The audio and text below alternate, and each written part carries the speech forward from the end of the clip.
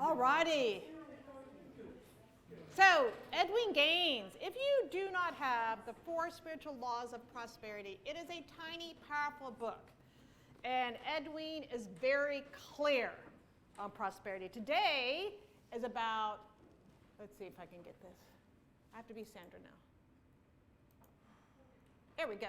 All right, so we're focused on the law of prosperity, the second one, which is goal setting. It says, setting concrete and practical goals creates a vessel with which you can catch the new wealth and good fortune that tithing brings to you. Because you had a conversation about tithing.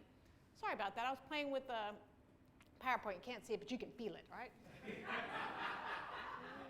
This is a very down-to-earth conversation, right? And I want to begin it, though, because I tend to be very, big picture. And Edwene says what starts in vagueness stays in vagueness, all right? So we're going to be talking about goal setting and why it's very, important to be specific and concrete. But I want to share the difference, though, between goal versus divine purpose, right? And this comes from Unity of Hawaii because I'm very clear about my divine purpose. I live my divine purpose. I know that. But a goal is a tangible desire with an end result, which is what we're going to be talking about. Divine purpose is a way of living to your fullest. So I live to my fullest. I share my light. But I sometimes don't get enough into that tangible, right? When I have to, but I could do a little bit better on goal settings. Goals have definite, finite deadlines, meaning there is an end date. I am affirming this. I'm taking the action steps towards this. Whereas divine purpose is something that you'll be living and expanding the rest of your life, all right? So it's both. It's not either or both, but we need to bring it down to earth. We really have to realize the power that we have. And Edwene says goals, you're arriving at clarity for that you're seeking to demonstrate, you're directing your faith, and you're living in love. But the 2 words that I love the most that she says, it's about creativity and commitment. So who's ever just, woke up one day saying, I think I'm going to go on a trip. I don't know where I want to go. And then you call your friend. You're like, I want to go somewhere. Where? Well, I don't know. Well, what airport? You decide. Okay. National, international, local? I don't know. Oh, okay. And then they finally decide, it's like, well, left field's closer. I'm going to drop you off there, right? And you get there, and you're looking at it, and like, I don't know. I get to the counter. I'm like, you tell me where. And the woman or man behind's like going, you got to pick a place, lady, all right? You got to make a decision. What's your goal? Do you have any money? No, not really. I just have this intention. I really want to be somewhere. And so sometimes we go through life like that, though, right? God's got this, right? And sometimes it does reveal itself so beautifully. I've had beautiful demonstrations, but Edwene is really clear.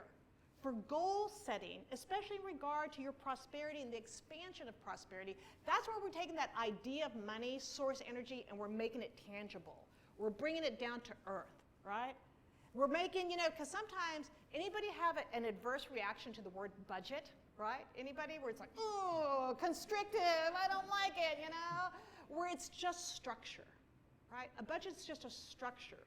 And budget is not limiting, it can be expansive. I always say, here's what is here now, but this is something greater, Spirit.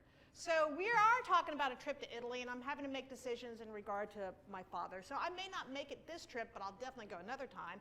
But we're looking at the tangible goal setting. All right, well, we want to go June 2025. We're going to fly Lufthansa. We want to go to Germany and then end up in Verona because it's closer to where we go, Trento Sopramonte. All right, we want to stay 3 weeks. We want to go June 3rd through June 25th. Notice how specific that's starting to get. Now, I don't know what my experience is going to be like in Italy, but I've got these tangible goals. And oftentimes we limit ourselves because maybe we are on a budget or we've got these beliefs and false patterns that haven't changed because you can hear the voice of your parents or someone that's like, there's never enough. It's always too hard. Money's like, money is bad. Money's evil. And what we're having to shift the consciousness and that understanding of the infinite nature of God that is abundance, but also bringing it down to earth as goals, all right? So Edwene says to be specific. Be specific. And it has to be tangible. So if you look at typical goal setting, they call it SMART goals, right? The word SMART. You want to be specific. You want to state exactly what you want to accomplish. So whether it's money, or let's say you're looking at expanding your business, and like right now, let's say I have 10 clients, but I really want to expand it and move towards 15 to 20. I'm looking at it. You start creating like, okay, I want this much, but what can I reasonably do this month, right? Let me measure it. It says use smaller mini goals to measure progress. So let me start with 2 more people maybe. And then I have to actually then up-level my social media. So let me post 3 times a week, Monday, Wednesday, and Friday. So you start getting specific. Whereas I tend to be like, I wander through the universe, like, all right, God's my source and supply, until I get to school. And then I'm like, here's my schedule. This is what I got to do. And this is what it takes to serve these kids. So it's both and, because you stay open to unexpected good, which I've received, but also measurable. So you got specific, measurable, smaller mini goals, and then achievable. You got to make your goals reasonable, right? The reality, it takes step, that creativity, that commitment, but it must be followed with action. That's why this is a very down-to-earth conversation. This is like you setting those goals, and then the R is realistic. This goal has to be relevant to your life. If I say, by tonight at 10 p.m., I'm a multimillionaire, and then I look at my bank account, it's not there. Was that really realistic? No, because I've known people in the past where they make these outrageous goals, it doesn't demonstrate, and I really feel like it's an underlying false belief, because then they're like, it doesn't work.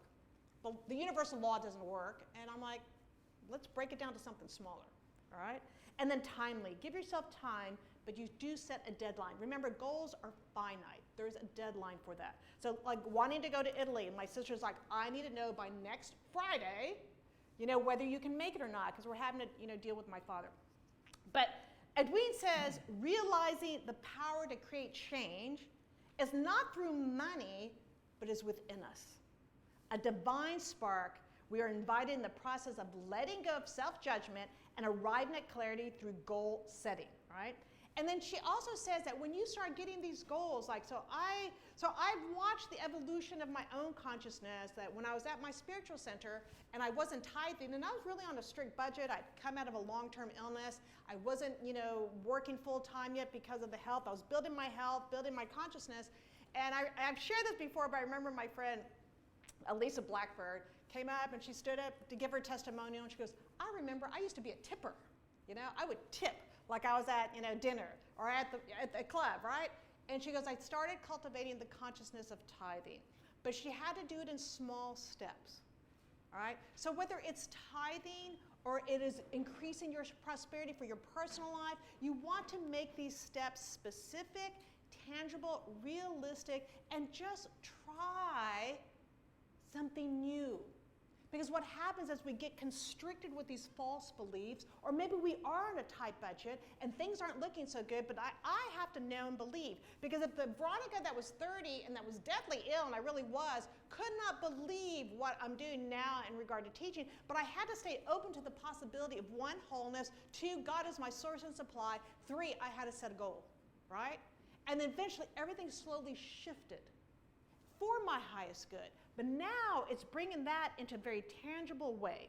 Because even Catherine Ponder says the more specific you are, the quicker the demonstration comes to you. So I'm setting these goals, but I'm also taking action. The creativity, the commitment, and they talk about the courage, right? The courage, because sometimes we're uncomfortable of the unknown, but life really doesn't have certainty, but we get to have this understanding, though, of the clarity that in this moment, Spirit provides for all my needs, and I'm setting this intention, and I'm allowing myself to receive it and accept it, right? Because the evolution always happens, that suddenly your life starts to shift. Money can come from anywhere. I remember my mother's, like one of her aunts passed away, and all of a sudden she wasn't expecting a $10,000 check, and there it was. But see, that's not a goal. That was a gift, right? With goals, we're allowing ourselves to be guided by that which we seek to experience and express, and then setting down these tangible, realistic ways of how we want to live our lives. So what you focus on, you get. all right, what you focus on. And so it's that clear intention, not that, oh, I'll always be this way. Now, right now, I may be having this experience because you want to stay reasonable in your budget too. Because we would have people at the center like get all fired up about tithing, and they would put some big goal, but it wasn't reasonable because they weren't there yet. So they set themselves up for, I don't want to use the word failure, they set themselves up for disappointment as opposed to building it small, right? And then getting strong and strengthening that and seeing the demonstration and what's happening, they're literally releasing all the energy that's kept them down, right? And stepping into something new and something good. Now, I'm not going to share any of these stories of Edwene, but you have to read them. She's hysterical. She is so fabulous and funny, especially when she first started practicing the law of tithing and focusing on prosperity, because it always seemed like things were happening last minute for her, right? Because we want more than just miracles. We want this continued manifestation flow. We're not being materialistic, meaning just so this is my source of happiness. No, we live in the world of form, right? It's nice to have, nice things and a car. Like, I like my Prius C. I don't need a Lamborghini, but I don't judge Edwene for maybe wanting a Lamborghini, right? Everybody has their own, what resonates with them. But her thing is that you actually have to take steps and meet that manifestation, right? Now, she does say, though, when you start setting your goals, she says, imagine yourself having these goals come true, because you're using the power of imagination, right? Creativity. And then you're going to take positive action, affirming to your subconscious mind, but you need to move your feet. So you've got the goal setting. I want to have this many clients and receive this much in something greater spirit, and I need to do this much with social media, and so you have these goals, and then you're taking the action towards it, though. Because I can sit and talk about writing my book, but it's not going to write on its own, right? Even with ChatGPT, I still have to do something, right? And please don't use that, nothing against AI, but use your creativity. But the whole point is you have to get ready for your good because God is ready when you are. Love that. So the more specific you are in your goals, right? And details are important. And remember, you are going to have to sometimes step out of your comfort zone to live big, to allow God to demonstrate that you're seeking to experience and express. Because I remember looking in my journals how long I wanted a Prius C. And there was just one morning I got up, I'm like, today's the day. It was December 31st, 2016. And it was the last day for 20, like, I'm getting it today, I've got this. And so I went, and sure enough, there was that cute little red car, and the guy helped me do all that, and I got the loan. It's like, okay, great, done. But you want to not wait till the last minute, all right? So be practical with your goal setting.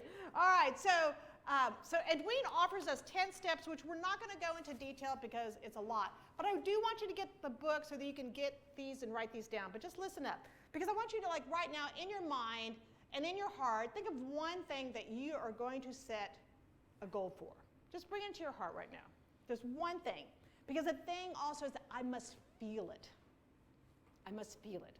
So the very first step, though, she says, in a notebook dedicated to goal-setting program, write down all of your desires, no matter how large or small. So write them down.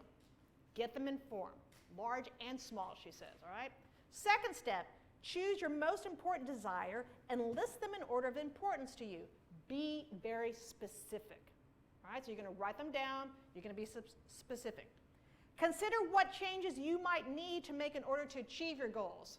Oh, that's the one people love, don't they? Oh, I got to change. Something's got to change. My consciousness, my attitude, my choices. Yes. And keep it simple so you don't overwhelm yourself, all right? So consider what changes you might need to make in order to achieve your goals, and then choose the date by which you desire to achieve each goal. So I want to start writing some articles for mindfulness. I'm like, this mindfulness thing needs to move beyond me. All right, so I've got to set some practical dates for myself for writing, certain writing dates, and then dates I want to submit to Mindful Magazine, and just really create that structure for myself. Not too constrictive, but it gives me a flow, all right?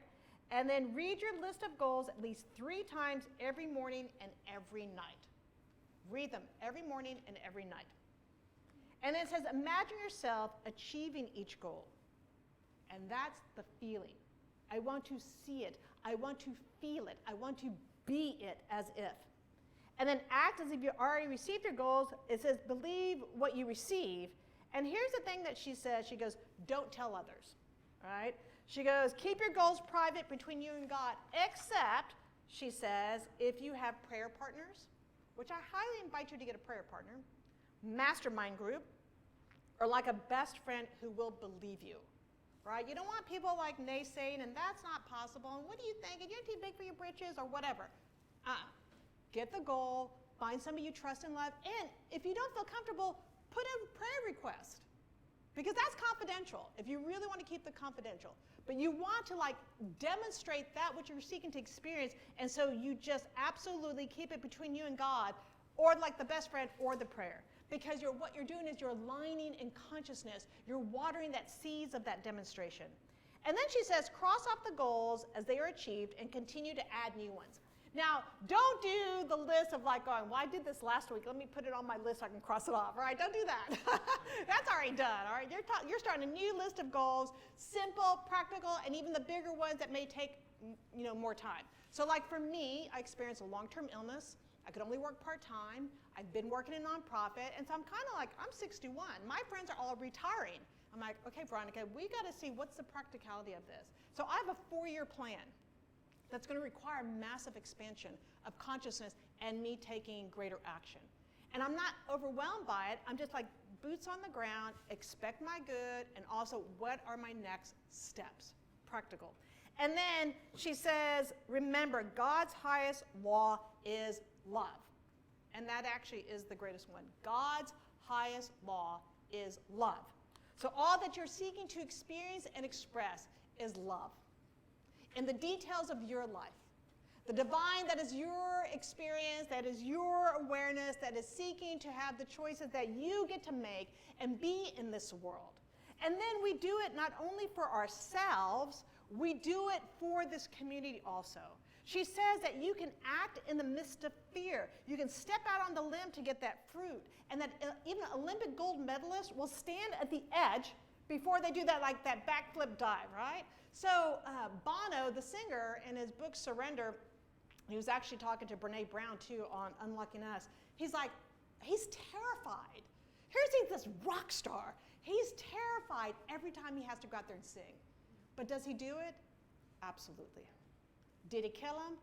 No, right? So you may have this fear and take that fear, this energy, and transmute it with love and let it be the courage for that next step. We don't know. Spirit's going to guide you because you may be asked to take a left instead of a right because you think you want this, but Spirit takes you this way, and then it turns out to be the best thing of your life. Anybody ever have that experience? Yes. So the thing is, I've got this goal, right, that I'm seeking to demonstrate. I've got to make it measurable, right, and achievable, realistic, and timely. And then we do the same for the community, all right, because the community has to have a structure, a budget, right, so things can be offered to you. And so once again, we're participating in circulating divine energy, which is why when we can look at the abundance of leaves on the tree, your beautiful tree out there, just go look at the beautiful leaves. And if you try to start counting leaves on trees, you never get to all the count, right?